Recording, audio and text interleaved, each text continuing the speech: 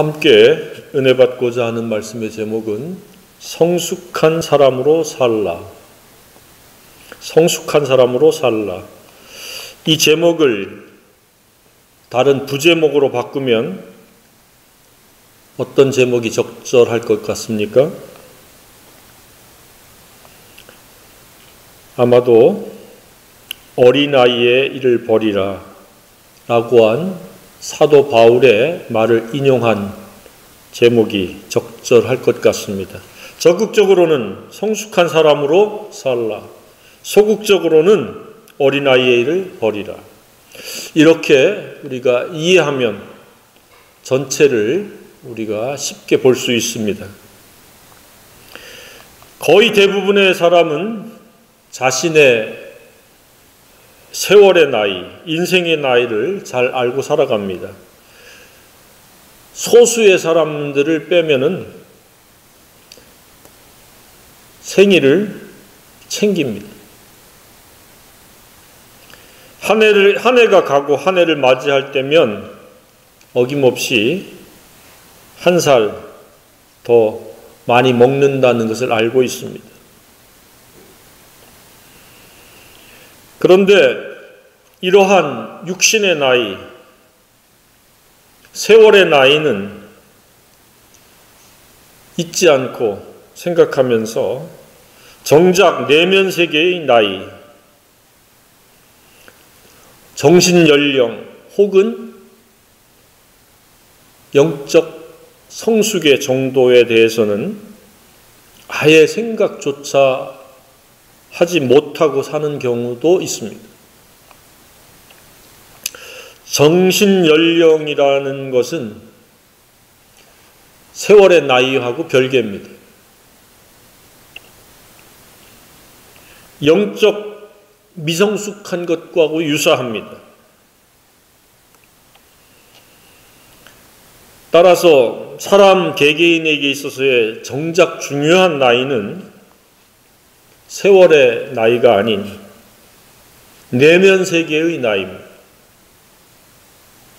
정신연령을 포함한 영적 성숙의 정도입니다. 이 나이는 믿은 지 얼마나 흘렀냐, 신앙의 연조의 나이가 아닙니다. 교회 다닌 기간을 따지자는 게 아닙니다. 얼마만큼 예수님의 성품을 닮아 있는지의 여부입니다. 어떻습니까? 세월의 나이와 내면 세계의 나이가 일치 내지는 내면 세계의 나이가 훨씬 더 많지 않습니까? 세월의 나이는 적지 않은데 내면 세계의 나이가 마냥 어린아이고 미성숙하다면 자신도 문제예요. 자신과 속해 있는 사람들에게도 문제가 되어집니다. 이를테면 정신연령이 낮은 사람은 사회생활하는 데 있어서도 다른 사람들과 함께 잘 지내지 못합니다. 어린아이의 특징은 자기중심적이요, 이기적이요. 자기 기분이 존중되어야 하기 때문에 그것에서 벗어나면 못 견딥니다. 그래서 사회적인 무리나 범죄를 일으키게 되고 다른 사람들에게 상처나 손해를 끼치고 급기야는 교정기관에 들어가기도 합니다. 사회적인 문제는 정신연령이 낮은 이유 때문일 가능성이 매우 높습니다. 그래서 사회생활을 잘 하려면 내면 세계의 정신연령도 그에 맞게 발맞추어서 함께 성숙되어져 가야 됩니다. 나이는 꽤 많은데 정신연령은 10대 미만이다 라고 하면 도덕적인 수준이라든지 윤리적인 수준도 그와 같을 수밖에 없습니다. 죄를 죄로 여기지 않습니다.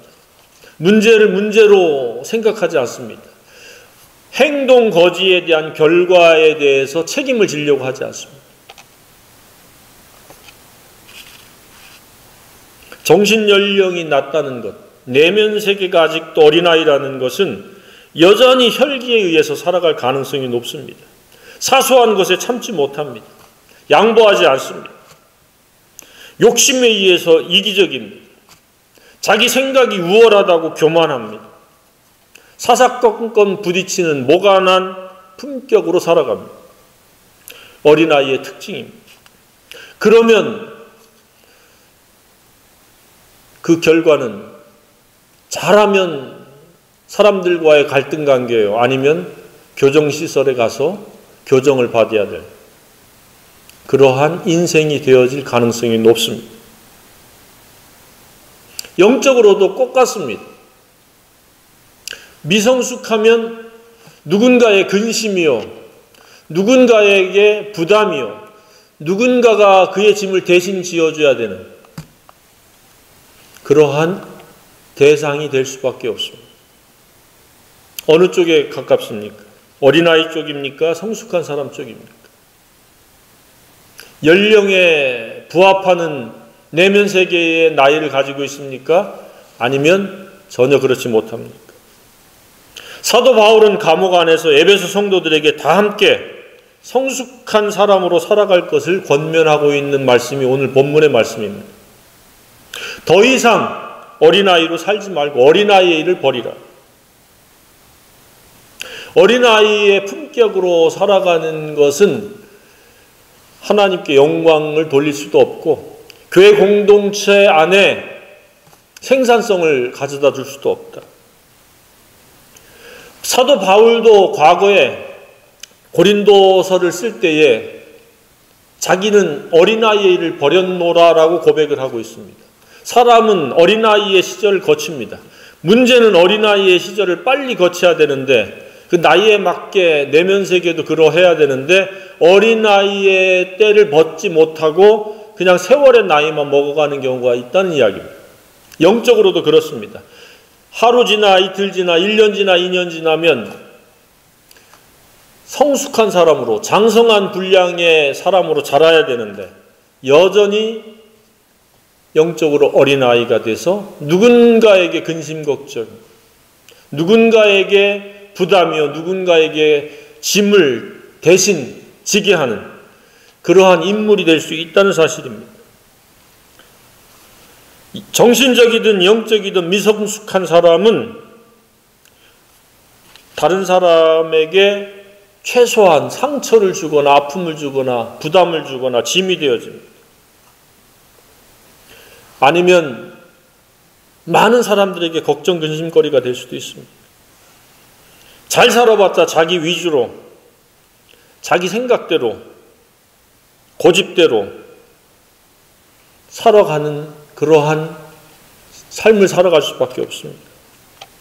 다른 사람을 생각하고 배려하고 섬기고 돌보고 나누고 대접할 수가 없습니다. 하나님이 짝지어 주신 공동체에서 함께 짐을 나눠지는 그런 유익한 사람이 될 수가 없습니다. 가족 공동체에도 그렇습니다. 미성숙한 사람은 자기 위주로 모든 것들을 생각하기 때문에 다른 사람이 자기 때문에 아파하는지 힘들어하는지 전혀 고려하지 않습니다. 충분히 성숙할 시간이 흘렀는데도 계속해서 내면 세계가 어린아이로 머문다면 본인은 물론이요, 소속된 공동체 안에서도 상당한 부담이 되는 것은 사실입니다. 이를테면 가족 공동체라고 하면은 성인 아이는 홀로 설 수 없습니다. 신체적으로는 홀로 설 수 있을지 몰라도 경제적으로나 정신적으로나 매사에 누군가의 도움이 필요합니다. 그러면 자기 몫을 하지 못하는 그 몫을 다른 사람이 부담을 해야 되기 때문에 그만큼 다른 사람에게 책임을 전가한, 어찌 보면 파렴치하기까지 한 삶을 살아가게 됩니다. 그러면서도 그것에 대해서 감사할 줄 모르는 게 어린아이입니다. 이처럼 어떤 가정에서는, 어떤 가족 구성원에는 경제적, 정신적, 사회적 성인 아이가 있을 수 있습니다. 겉의 나이, 세월의 나이만 먹었지 내면 세계의 정신 세계는 전혀 그렇지 못한 경우가 있습니다. 이처럼 우리가 살고 있는 이 지구촌의 모든 크고 작은 이 공동체에는 반드시 이 성인 아이가 존재합니다. 내면 세계가 빚어지지 못한 채, 잘 훈련되지 못한 채 살아가는 경우가 많습니다. 그런 사람이 많은 사회일수록 그 사회는 불량 사회가 되어지고 굉장한 그런 범죄와 사회적 문제가 야기되는 국가나 환경이 되어집니다. 반면에 성숙한 사람이 많은 그런 사회나 국가는 훨씬 더 안정되어 있고 사건, 사고에 노출될 확률이 적습니다. 가족도 그렇습니다. 다 같이 성숙하면 서로 아파하고 힘들어하지 않습니다. 격려가 있을 뿐이고 서로 간에 도전이 있을 뿐이고 기쁨이 있을 뿐입니다. 그러나 누구 한 명이라도 성인 아이가 있으면 굉장한 마음의 부담부터 시작돼서 실질적인 부담을 지어야 됩니다. 내버려 둘 수가 없습니다. 우리는 피차 말씀 안에서 성숙한 사람으로 나아가야 됩니다. 어린아이의 일을 과감하게 버릴 수 있는 그런 영적인 지향성과 성취가 필요합니다.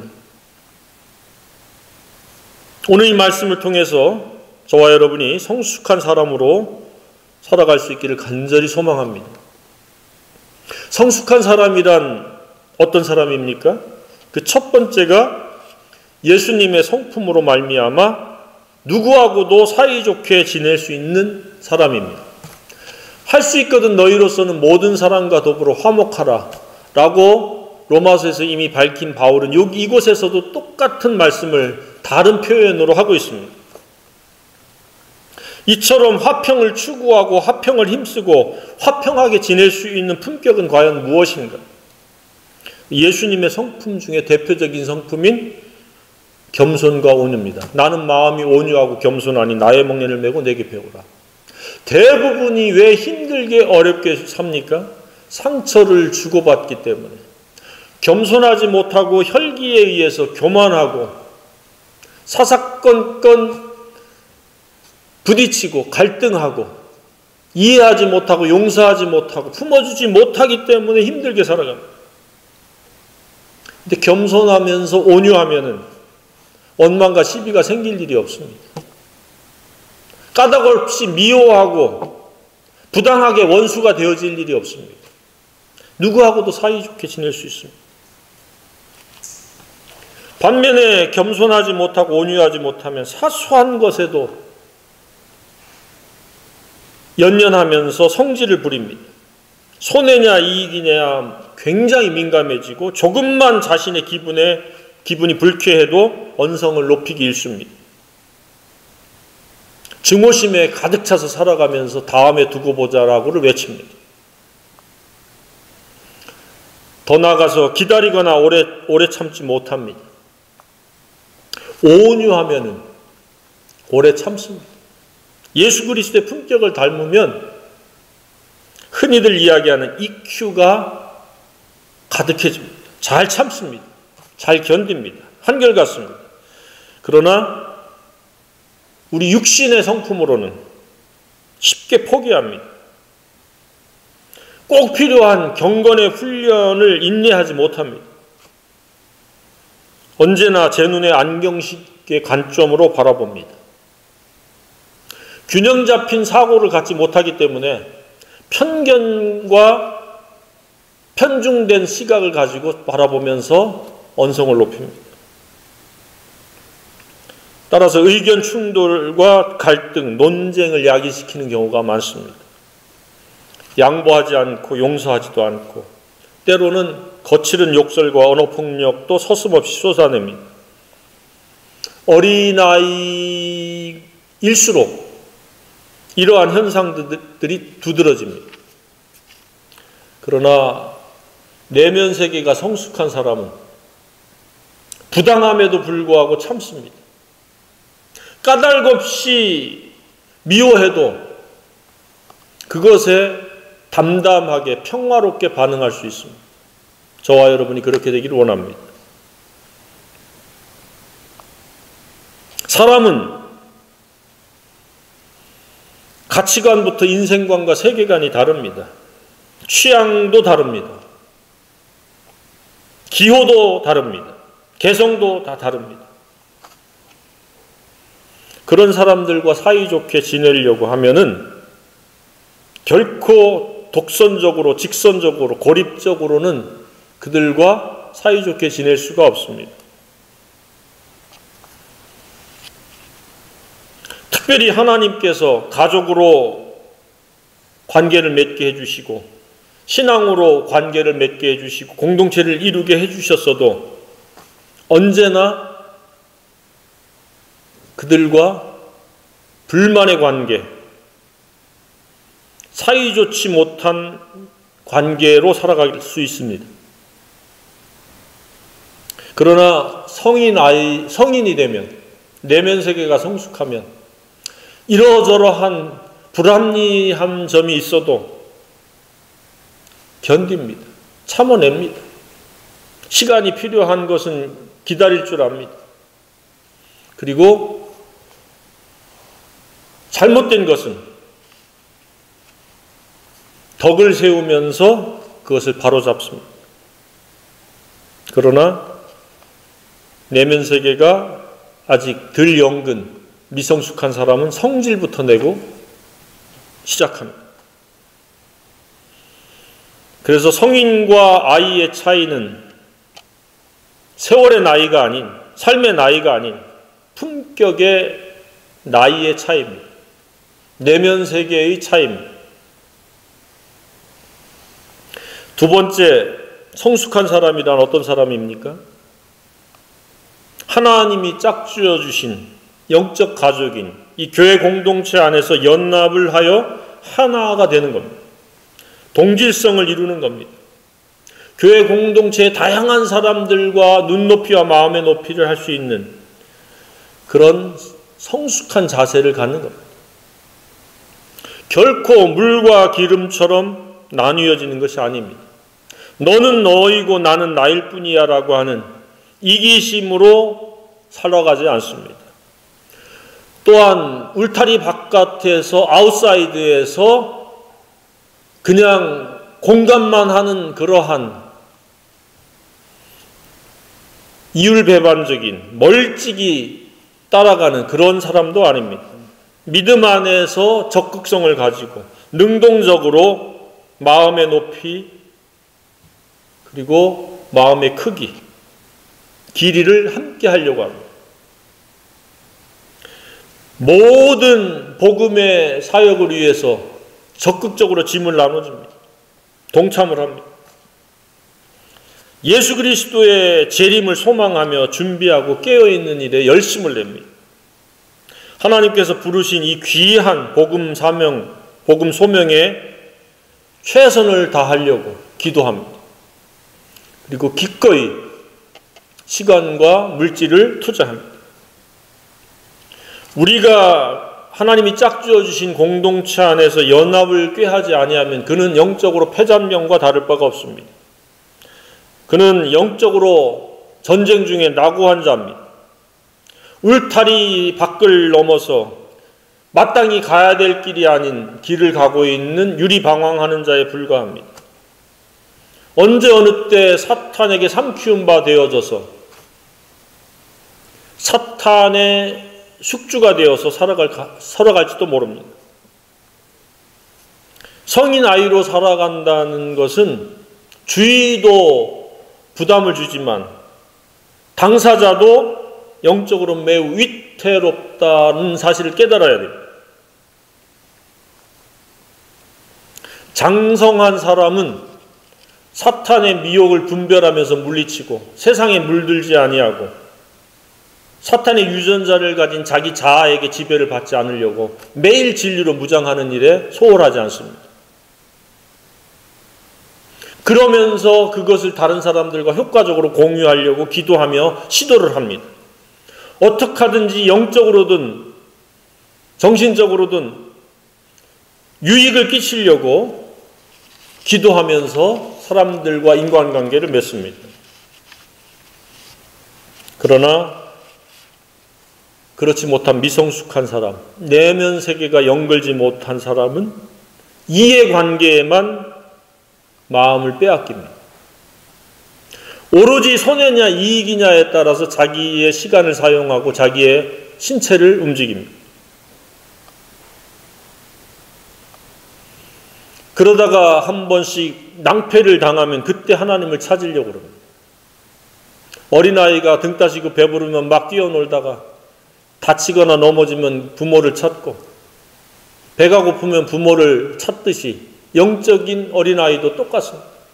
문제가 없는 것처럼 보일 때는 자기 멋대로 살아갑니다. 욕심을 따라서 허탄한 것을 주목하고 연연합니다. 그리고 헛됨과 허사를 경영합니다. 그 결과가 허망이라는 것조차도 자각하지 못합니다. 그러나 성숙한 사람은 십자가로 거룩해지는 것을 가치로 삼고 십자가로 살아가는 것을 인생관으로 삼고 그것을 공유하는 세계관을 가지고 그것을 성취하려고 기도하면서 도전합니다. 얼마나 차이가 있습니까?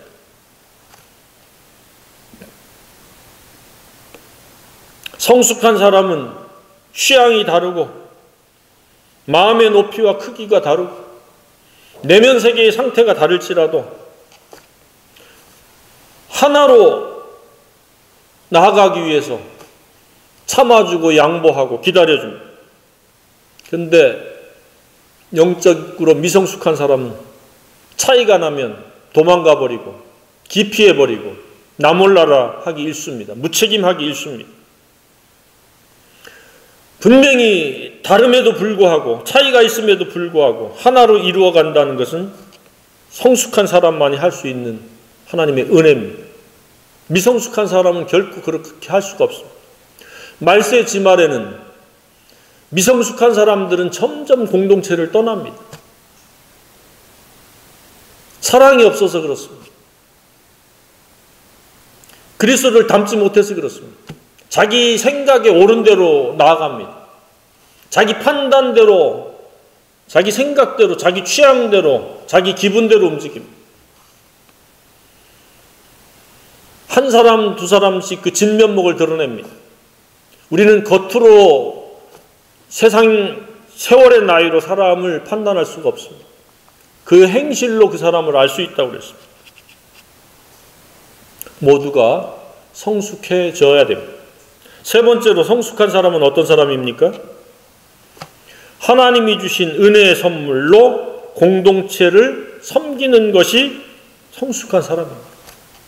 교회 공동체를 섬길 수 있으면 이웃 공동체도 섬길 수 있고 가족 공동체도 섬길 수 있습니다. 내 가족만 섬기겠다라고 하는 것은 섬김이 아닙니다. 그것은 당연한 의무에 해당되는 겁니다. 그러나 교회 공동체는 의무를 뛰어넘는 사랑의 섬김입니다. 그래서 이 교회 공동체와 함께하는 것은 매우 중요한 겁니다. 왜 주님이 부활하신 주일날 모이라고 했습니까? 왜 주일날 모이는 것을 순종하라고 이렇게 강조를 하고 있습니까? 그것은 성숙을 훈련하고 성숙을 이루라고 하는 겁니다.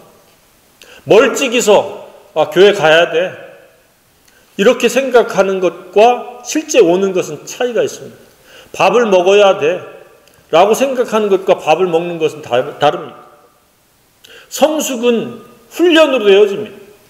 직접 누군가의 아픔을 함께 공유하는 것, 누군가를 세우기 위해서 중보기도 해주는 것, 누군가에게 말씀을 공유하는 것, 이런 것들이 성숙한 사람의 표식이면서 또한 성숙해져가는 하나의 도구들입니다. 여기서 은혜의 선물이란 무엇입니까? 예수 그리스도로 말미암아 값없이 의롭다함을 받는 것이 선물이요, 더 나아가서 지체끼리 영적인 유익을 주고받을 수 있는 은사입니다. 은사는 내 자신을 위해서 쓰라고 주신 것이 아니라 섬기라고 주신 겁니다. 바깥으로는 복음을 위해서 쓰임 받으라고 그 은사를 주신 겁니다. 그렇지 않고 그 은사로 자기가 우월감을 갖고 자랑하려고 하면 그것은 하나님의 영광을 가로채는 것이며 하나님께서 선물로 주신, 은혜로 주신 선물을 욕보이는 겁니다.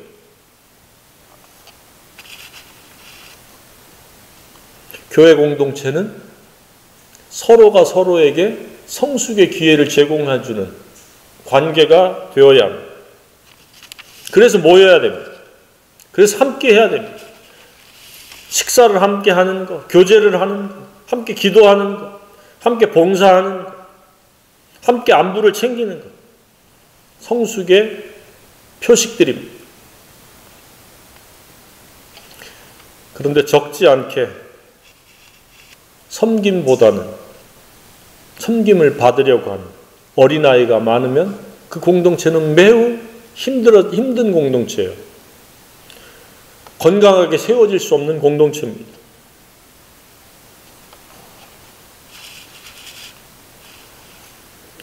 모든 사람은 진리로 품격을 이루는 성숙이 필요합니다. 내면 세계가 성인이 되어야 돼요. 그것은 오직 진리로만이 가능합니다.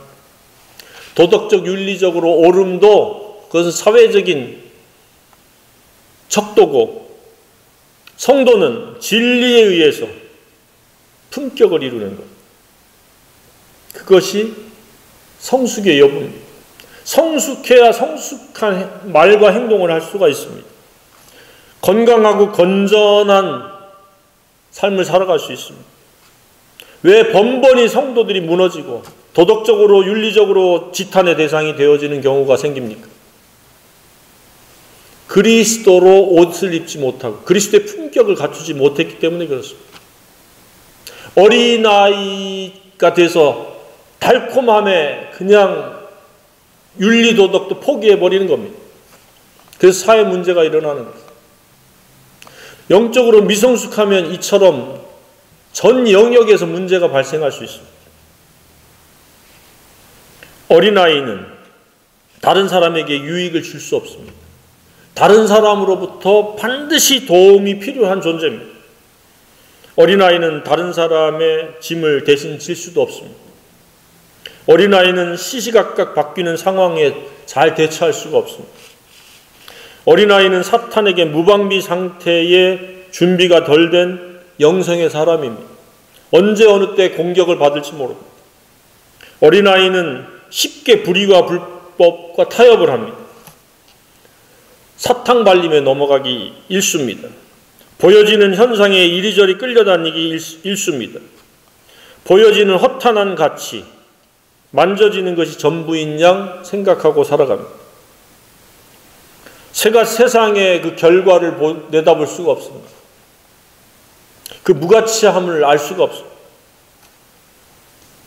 창조주요 구원자이신 하나님보다 자신의 생각과 힘과 노력을 앞세우며 살아갑니다. 그러면서 번번이 넘어집니다. 그러면서 누군가에게 고통이 되고 상처를 주기도 합니다. 어린아이는 자신을 돋보이게 하려고 자랑하고 가식적으로 행동하기도 합니다. 어린아이는 자신이 해야 될 몫과 역할과 책임에 대해서 나몰라라 할 때도 많습니다. 어린아이는 오직 남탓만 하고 책임을 전가하기도 합니다. 내가 잘못했습니다 라고 얘기할 수 있는 사람은 성숙한 사람입니다. 어린아이는 욕심에 민감하고 거룩에는 둔감합니다. 이처럼 미성숙하면 상대의 가치가 우선이고 전부가 되어집니다. 수단이 목적으로 바뀌고 목적은 사라져버립니다. 하나님의 뜻을 멸시하고 거역합니다. 그리고 그 결과에 대해서 두려워하지 않습니다. 하나님의 인도하심과 말씀하심을 무시하고 듣지 않습니다. 그래서 오직하면 일곱 교회에 성령이 교회들에게 하시는 말씀을 들을지어다라고 촉구를 하고 있겠습니까? 영원한 절대 가치에는 관심이 없습니다. 당장 입고 먹고 마실 것, 손에 잡히는 것이 있으면 전부로 생각합니다. 대단히 근시안적으로 살아갑니다. 미성숙한 어린 나이에서 떠나지 못하면 현재만 바라보고 육신만 전부로 삼고 살아갑니다. 사람은 영과 혼과 육의 존재인데 사라질 티끌과 재로 돌아갈 육체만을 연연해서 살아가고 전부로 여기고 살아가고, 미성숙한 어린 나이에서 떠나지 못하면 육신을 위한 욕심 아래서 허탄과 허무와 허망으로 인생을 끝마치게 됩니다. 미성숙한 어린 나이에서 떠나지 못하면 하나님을 슬프게 하고 근심시키며 눈물 나게 하는 존재가 되어집니다. 우리는 성숙해야 됩니다. 성숙은 선택이지만 주님 앞에 서게 될 때를 생각하면 필수적인 것임을 우리가 깨달아야 됩니다. 성숙한 사람이 돼야 하나님을 기쁘시게 해드릴 수 있습니다. 성숙한 사람이 돼야 교회 공동체 안에서 꼭 필요한 일꾼이 될 수 있습니다. 진리로 섬길 수 있는 도구가 되어집니다. 성숙한 사람이 되어야 누구하고도 사랑 안에서 사이좋게 지낼 수 있습니다. 누구하고도 화목할 수 있습니다. 성숙한 사람이 돼야 영적 재생산의 선한 도구로 쓰임받을 수 있습니다. 성숙한 사람이 되어야 진리 안에서 자유를 누릴 수 있습니다. 오름 아래에 있기 때문에 죄의 지배와 죄책감으로부터 자유할 수 있습니다. 성숙한 사람이 되면 즐거움과 기쁨이 있습니다. 성숙한 사람이 되면 평안이 있습니다. 성숙한 사람이 되면 하나님의 음성을 듣는데 그 귀가 예민해져 있습니다. 하나님과 동행하는 은혜가 있고 그 은혜를 경험하게 됩니다. 영광스러운 복음 사역에 쓰임받게 되고 소명에 합당한 그러한 생애가 될 수 있습니다. 성숙한 사람이 되면 세상의 소금이요 집안의 등불이 될 수 있습니다. 우리는 세월의 연령도 중요하지만 영적 성숙의 나이, 내면 세계의 나이를 들여다볼 수 있는 그런 자기 분별력이 필요합니다. 세월은 흘러가는데 내 내면 세계는 여전히 과거에 머물러 있다. 그러면 그 사람으로부터 나올 수 있는 가능성은 거의 없습니다. 불화나 상처나 아픔이나 누군가에게 짐이 되어지는 것 외에는 없습니다. 우리는 매일매일 진리에 의해서 예수님의 장성한 품격을 이루고 성숙한 사람이 되어서 가정과 교회와 사회에서 꼭 필요한 사람이 되어야 합니다. 사도 바울이 내가 과거에는 어린아이와 같았지만 이제는 어린아이를 버렸다. 이제 장성한 분량의 사람이 되어서 살아간다라고 고백한 것처럼 저와 여러분도 그런 고백을 하면서 살 수 있기를 간절히 소망합니다. 성숙해야 열매를 맺습니다. 진리로 쓰임받을 수 있습니다. 하나님께 영광이 되어지고 교회를 세우는데 아주 유용한 인물이 되어질 수 있습니다. 그런 저와 여러분이 되기를 간절히 소망합니다.